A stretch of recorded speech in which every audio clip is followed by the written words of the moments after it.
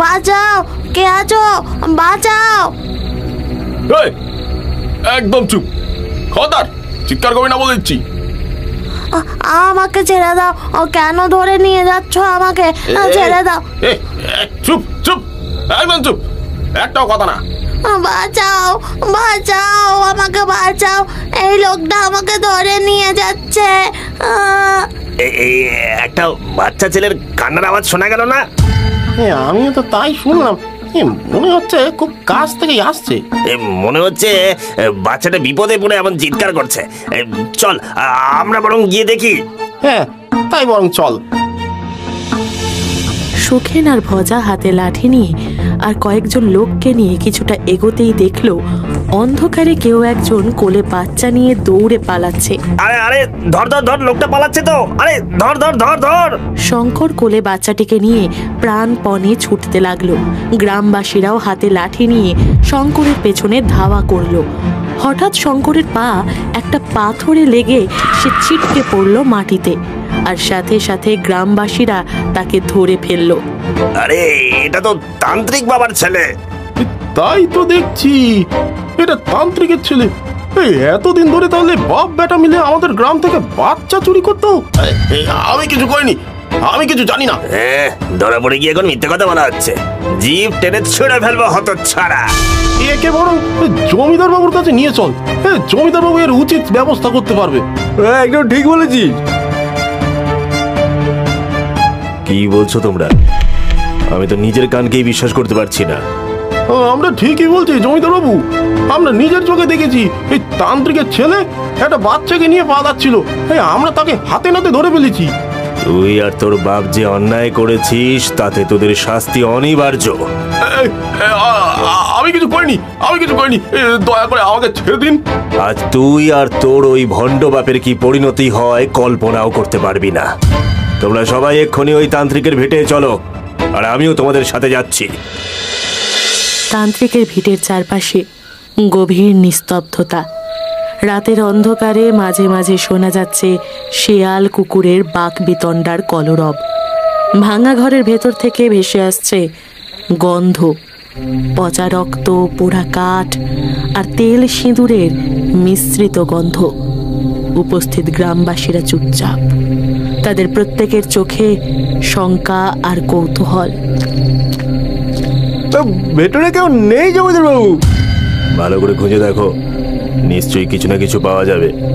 দেখেছি জমিদার বাবু, ভেতরে কিচ্ছু নেই। আমি তো আগেই বলেছিলাম আমি কিছু করিনি, তোমরা কেউ আমার কথা বিশ্বাস করলে না।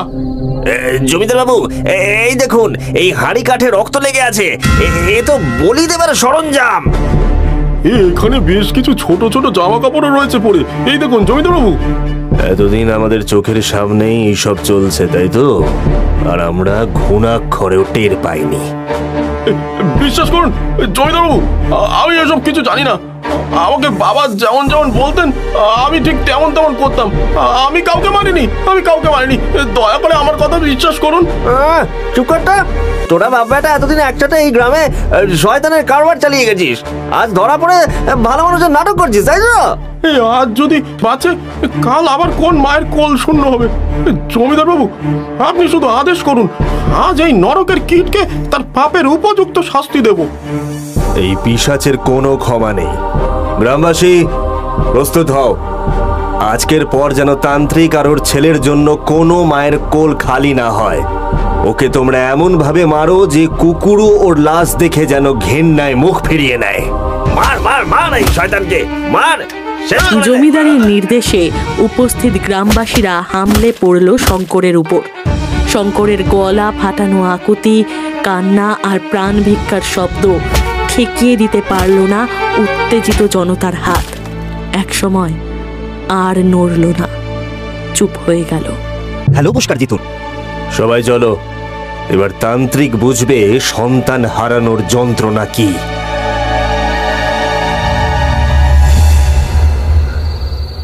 শঙ্কর, বাবা শঙ্কর, আমি এসেছি বাবা, একটু জল নিয়ে আয়, বড্ড পিপাসা পেয়েছে। নিজের বলার কথার কোনো প্রত্যুত্তর না পেয়ে কালাচাঁদ এগিয়ে যায়। হঠাৎ তার চোখে পড়ে ছেলের প্রাণহীন নিথ থরথর দেহ। মুহূর্তে থমকে যায় সে। চাঁদের আলোয় শঙ্করের রক্তমাখা শরীরের দিকে তাকিয়ে পাথরের মতো দাঁড়িয়ে রইল কালাচাঁদ। শঙ্কর, ওঠ ওঠ বাবা, এই তো আমি এসেছি, আর কোনো ভয় নেই। ওঠ বাবা, ওঠ। বল তোর কি হয়েছে, আমাকে বল, কারা তোর এমন অবস্থা করলো? শঙ্করের নিথর প্রাণহীন দেহটা আঁকড়ে ধরে ফুঁপিয়ে ফুঁপিয়ে কাঁদতে লাগলো কালাচাঁদ। একটা সময় পর কান্না থামিয়ে চোখের জল মুছে অশ্রুসিক্ত কণ্ঠে এক রাশ ক্রোধ নিয়ে কালাচাঁদ দুহাত তুলে বলল, আমি জানি কে এই কাজ করেছে। আমি তোকে ছাড়বো না জমিদার। তুই আমার ছেলেকে আমার কাছ থেকে কেড়ে নিয়েছিস। আমিও আমার মরা ছেলের নামে দিব্যি কেটে বলছি, তোর বংশের বাতি দেওয়ার কেউ থাকবে না। তোর বংশ আমি নির্বংশ করব। অতিক্রান্ত হয়েছে বেশ কয়েকটা মাস। অনেকে বলে সে নাকি ছেলের শোকে মারা গিয়েছে। আজ জমিদার চন্দ্রপ্রতাপ তার ছেলে ও মেয়েকে নিয়ে নদী পথে ফিরছেন বাড়ি। সন্ধ্যা নেমেছে, আকাশের বুকে জমেছে ঘন কালো মেঘ।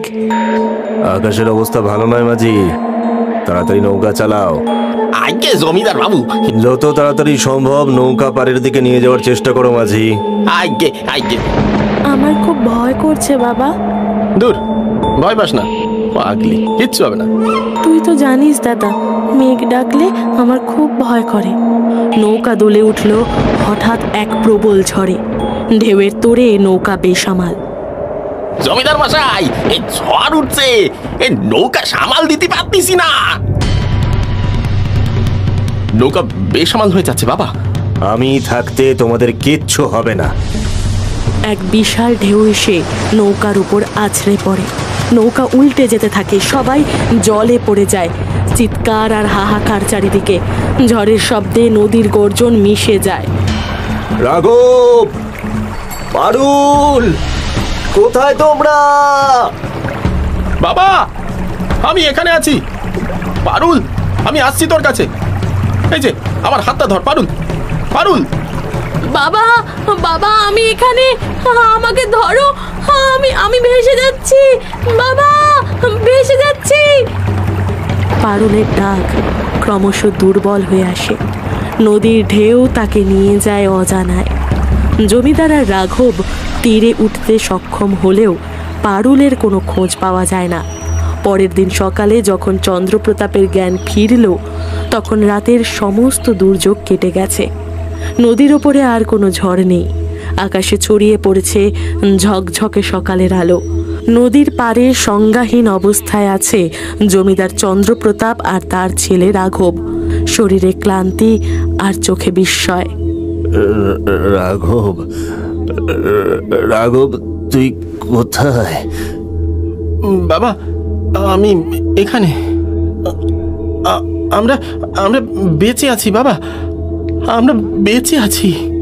ঈশ্বরের অশেষ কৃপায় যাত্রায় আমরা প্রাণ নিয়ে ফিরতে পেরেছি।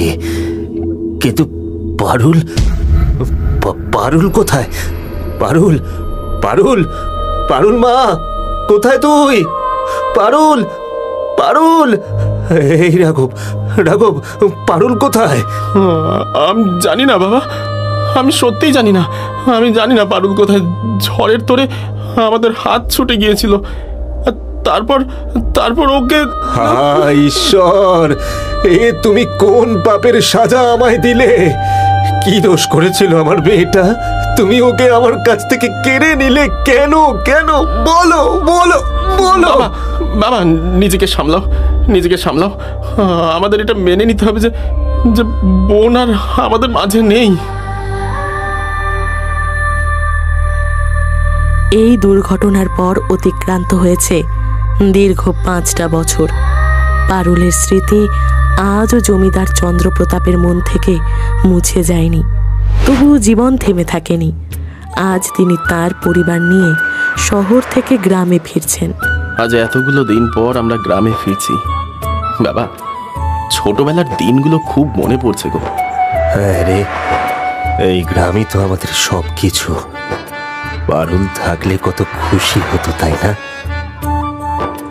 আমি জানি বাবা, আপনি দিদিকে বড্ড ভালোবাসতেন, কিন্তু বাবা আপনি মন খারাপ করবেন না। অন্তত আপনার নাতনির মুখ চেয়ে নিজের মনে কষ্ট পাবেন না। দাদু, আমরা কখন পৌঁছবো? এই তো খানিকক্ষণের মধ্যেই আমরা পৌঁছে যাব, আর খুব বেশি পথ বাকি নেই। জমিদার বাবু, এই রাস্তা একটু ফাঁকা, তবে সামনে জঙ্গলটা পেরোতে হবে। অনেকটা রাত হয়ে গিয়েছে তো। সাবধানে গাড়ি চালাও মতি, ওখানে মাঝে মাঝে বন্য জন্তুও দেখা যায়।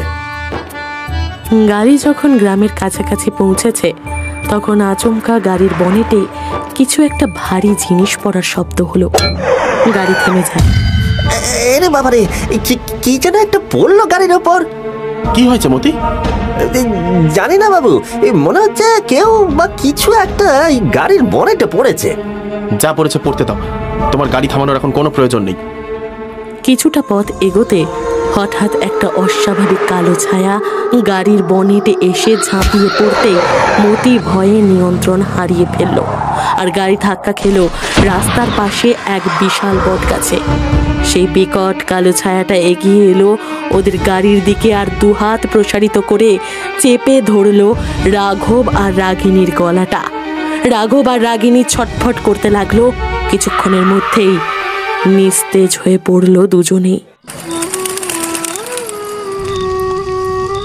শ্মশানের নিস্তব্ধতা আর চিতার আগুনে আজ জমিদার চন্দ্রপ্রতাপের জীবন যেন ছাই হয়ে যাচ্ছে। হাতে নাতনিকে আঁকড়ে ধরে তিনি নির্বাক হয়ে তাকিয়ে আছেন তার সন্তানদের চিতার দিকে। আজ আমি আমার প্রতিজ্ঞা রাখতে পেরেছি। ওই জমিদারের বংশ নির্বংশ হয়েছে। আজ আমার শঙ্করের আত্মা শান্তি পাবে। এ কি, ওই বাচ্চা মেয়েটাকে? তাহলে কি?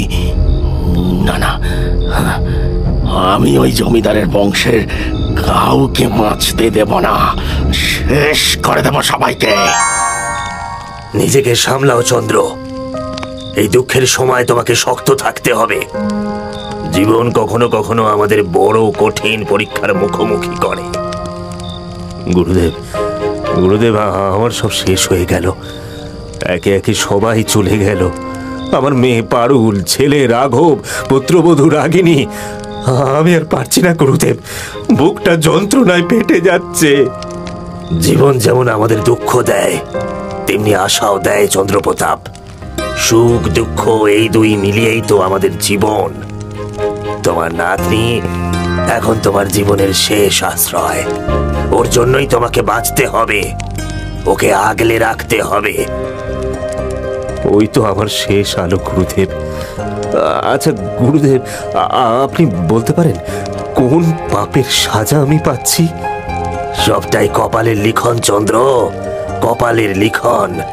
কপালের লিখন কেই বা খণ্ডাতে পারে বলো? তোমাকে সান্ত্বনা জানানোর মতো কোনো ভাষা আমার জানা নেই। তবে একটাই কথা বলবো, ঈশ্বরের উপর ভরসা রাখো। তোমার নাতনির জন্য, তোমার পরিবারের জন্য তোমাকে শক্ত থাকতে হবে। বহুদিন পর জমিদার বাড়িতে আবার যেন একটু প্রাণ ফিরেছে, কিন্তু শোকের ছায়া আজও ঘিরে রেখেছে চন্দ্রপ্রতাপকে। নাতনি পারমিতার মুখে মাঝে মাঝে মৃদু হাসি ফুটলেও তার চোখে মুখে ভয়ের ছাপ স্পষ্ট। এই সময়ই বাড়ির ফটকে দেখা গেল এক অচেনা ভিখারিকে। ও বাবা, একটু ভাত দে বাবা। দুদিন কিছু মুখে দিইনি, খুব কষ্টে আছি। কে রে? কে ওখানে? তুমি তুমি কোথা থেকে এলে? অনেক দূর থেকে এসেছি রে বাবু। একটু ভাত, আর যদি পারো এই ছোট্ট মেয়েটার কোনো পুরনো জামা থাকলে দিও বাবা। আমার নাতনিটা খুব অসুস্থ, ওর গায়ে কিছু পরানোর মতো কাপড় নেই। দাদু, ওই লোকটা আমার দিকে কেমন করে তাকাচ্ছে। ভয় পেও না দিদি ভাই, আমি আছি তো।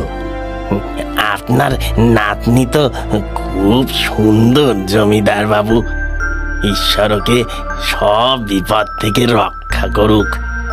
ওই কে আছিস? ওর জন্য একটু ভাত আর পারমিতার পুরনো একটা জামা এনে যেত। বাড়ির কাজের লোক খাবার আনতে যায়। ভিখারি চুপচাপ চারপাশটা দেখে, যেন বাড়ির প্রতিটি কোণ পর্যবেক্ষণ করছে। তার চোখে ক্রমশ এক অশুভ ছায়া স্পষ্ট হতে থাকে।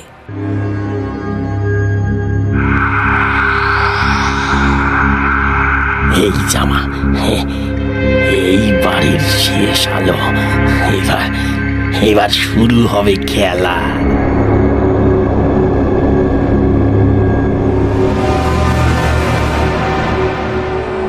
আজ শেষ হবে জমিদারের বংশ।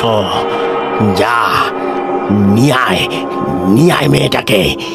আমার শঙ্করের আত্মা যেন শান্তি পায়। কালাচাঁদ মন্ত্র পাঠ শুরু করলো। শ্মশানের বাতাস ভারী হয়ে উঠল। অদৃশ্য এক ছায়া যেন চারপাশে ঘুরে বেড়াতে থাকলো।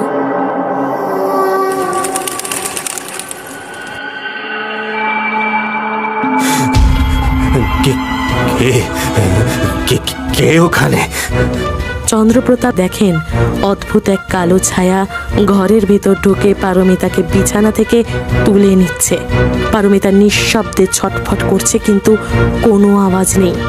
দিদি ভাই, কে তুমি? হ্যাঁ, আমার নাতনিকে ছেড়ে দাও। কে তুমি? বলো। কিন্তু কোনো উত্তর নেই। কালো ছায়া পারমিতাকে নিয়ে নিমেষের মধ্যে উড়ে অন্ধকারে মিলিয়ে গেল। চন্দ্রপ্রতাপ অসহায়ভাবে জানালার দিকে ছুটে গেলেন, কিন্তু চারপাশে শুধু নিস্তব্ধতা আর শূন্যতা। জমিদার চন্দ্রপ্রতাপের বুক ফেটে যাচ্ছে। নাতনিকে হারিয়ে তিনি দিশেহারা। ঘরের ভেতর ছুটে বেড়ান, বারবার জানালার দিকে তাকান। হঠাৎ গুরুদেব এসে উপস্থিত হন। জমিদার অশ্রুসিক্ত কণ্ঠে বললেন, গুরুদেব, আমার দিদি ভাই, আমার পারমিতা, কেউ তাকে নিয়ে চলে গেল। আমি কিছুই করতে পারলাম না। আমি শেষ হয়ে গেলাম গুরুদেব। আমি শেষ হয়ে গেলাম। আমি বুঝতে পেরেছি। আমি আগেই বুঝতে পেরেছিলাম চন্দ্র, যে কিছু একটা অশুভ ঘটতে চলেছে। সেই জন্যই আমি আজকে রাত্রিটা এখানে থেকে যেতে চেয়েছিলাম, কিন্তু এত দ্রুত, এত ভয়ঙ্কর ভাবে না, আমি ভাবতে পারিনি। তুমি নিজেকে সামলাও, এখনো সব শেষ হয়ে যায়নি। সব শেষ হয়ে গেছে গুরুদেব। আমার ছেলে, মেয়ে, পুত্রবধূ, এবার আমার নাতনিও। আমি আর পারছি না গুরুদেব, আমি আর পারছি না। জমিদার বাবু, আমার একটা কথা বলার ছিল। আজ সকালে যে বিক্রিটা এসেছিল, ওকে না আমি আগেও দেখেছি। ছোট কর্তার গিন্নিমা মারা যাওয়ার আগেও সে একদিন এসে জামা কাপড় নিয়ে গিয়েছিল। তখনও ওর চোখে অদ্ভুত একটা ছায়া ছিল বাবু। আজ আবার সে এলো, আবার জামা চাইলো। আমি কিছু বুঝতে পারছি না। তাহলে সন্দেহ সত্যি, ওই ভিখারির ছদ্মবেশেই কালাচাঁদ তান্ত্রিক এসেছে। ওর লক্ষ্য ছিল তোমার নাতনি পারমিতা। ওই জামা ওর তন্ত্রের জন্য দরকার ছিল, এখন ওর হাতে পড়ে গেছে মেয়েটা। গুরুদেব, আমি কি আমার নাতনিকে আর কোনোদিন ফিরে পাবো না? আমি কি আমার বংশের একমাত্র উত্তরসূরিকে বাঁচাতে পারবো না গুরুদেব? সবকিছু শেষ হয়নি চন্দ্রপ্রতাপ। কালাচাঁদ যতই শক্তিশালী হোক, তন্ত্রের অশুভ শক্তিরও শেষ আছে। তোমাকে ভেঙে পড়লে চলবে না। আরেকটা কথা আপনাকে বলা হয়নি গুরুদেব, রাঘব আর রাগিনীর মৃত্যুটা মোটেও স্বাভাবিক মৃত্যু ছিল না।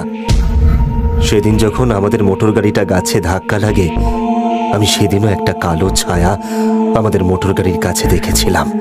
আজও সেই একই ছায়া আমি দেখলাম। আমাদের হাতে আর খুব বেশি সময় অবশিষ্ট নেই। আমি আছি তোমাদের পাশে। এবার চলো, এক্ষুনি আমাদের বেরিয়ে পড়তে হবে।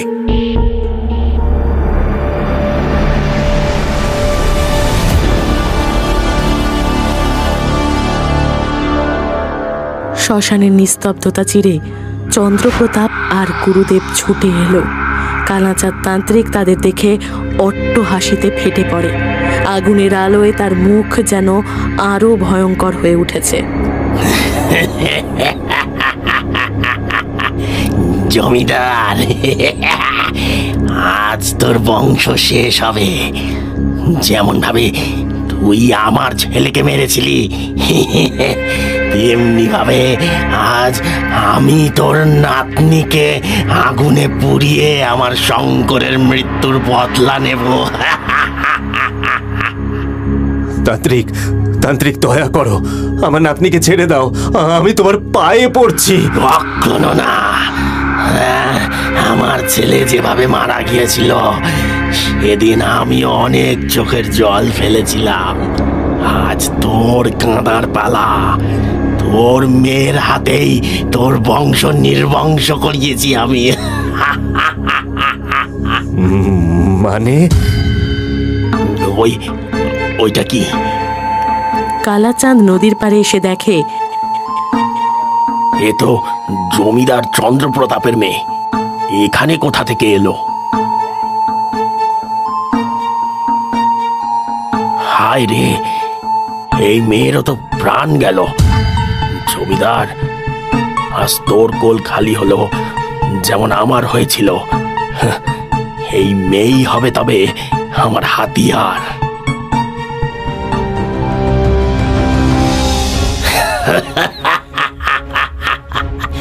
এখন আমাকে কেউ হারাতে পারবে না। এখন একটাই উপায়, ওর চালেই ওকে মাত দিতে হবে। আমাকে বিশ্বাস করো তান্ত্রিক, তান্ত্রিক ক্ষমা করো, আমাদের ছেড়ে দাও। তুমি তো পরম শক্তিশালী, তোমার কাছে আমরা কিছুই নয়। এক্ষুনি এই দুষ্ট তান্ত্রিককে শেষ করে ফেল, এ আমার আদেশ। না না না না না, আমাকে মারবি না, আমাকে মারবি না, মারবি না আমাকে।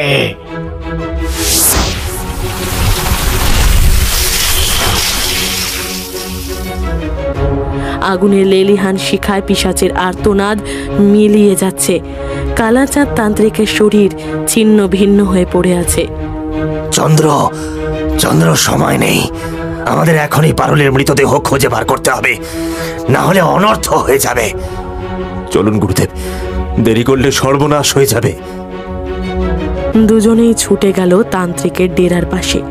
ভাঙা মাটির ঘরের এক কোণে পুরনো কাপড়ে মোড়া পারুলের মৃতদেহ পড়ে আছে। এটাই তো আমার পারুল, এতদিন পরে। আর দেরি নয়, আগুন ধরাও, আগুন ধরাও, ওর আত্মা মুক্তি পাবে। চন্দ্রপ্রতাপ কাঁপা হাতে মশাল জ্বালিয়ে মৃতদেহে আগুন ধরিয়ে দিলেন। আগুনের শিখা ধীরে ধীরে দেহটিকে গ্রাস করল। সব শেষ নয় চন্দ্রপ্রতাপ, আজ তোমার পরিবারের অভিশাপের অবসান হলো। ঈশ্বর তোমাদের রক্ষা করুন। আজ আবার নতুন করে বাঁচতে চাই গুরুদেব, পারুলের আত্মা যেন শান্তি পায়।